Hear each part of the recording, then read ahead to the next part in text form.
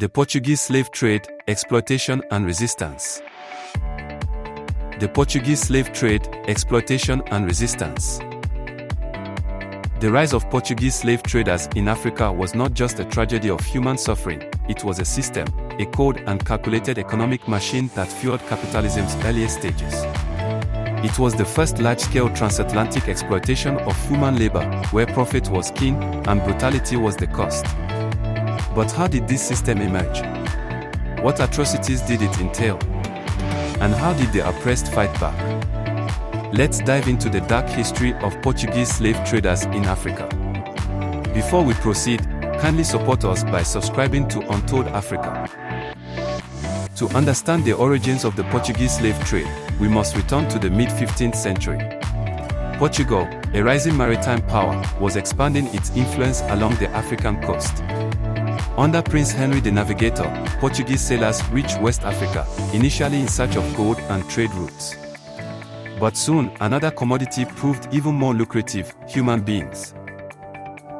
From the 1440s onward, Portugal established trading forts and began capturing or buying African captives to be sold as slaves in Europe and later in the Americas.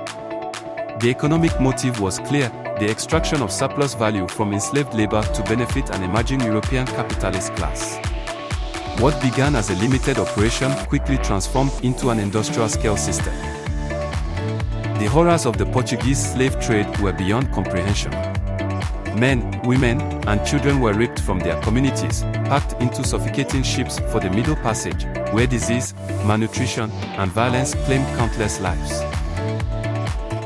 Those who survived were auctioned off like cattle and sent to sugar plantations in Brazil, where they were subjected to relentless toil, brutal punishments, and generational servitude. Portuguese slave traders amassed enormous wealth, while African societies were ravaged by war, depopulation, and economic devastation.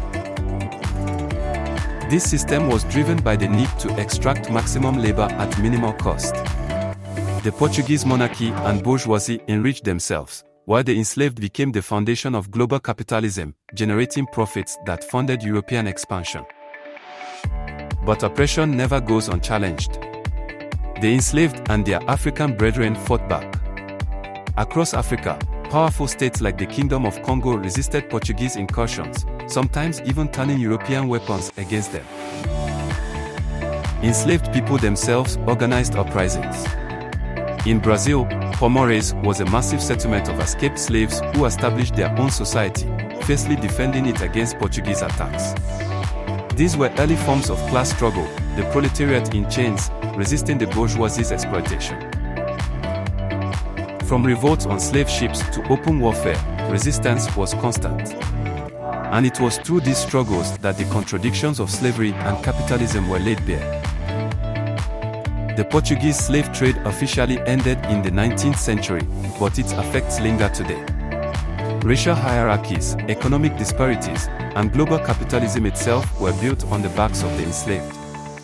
The same logic of exploitation persists, whether in sweatshops, prisons, or precarious labor markets. Marxism teaches us that history is a series of class struggles, and the fight against exploitation continues. Understanding the past is not just about knowledge, it's about changing the future. If this history moved you, if you see the connections to today's struggles, then don't just watch, act. Read, organize, resist.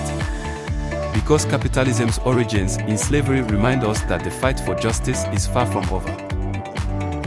Like, share, and subscribe to Untold Africa.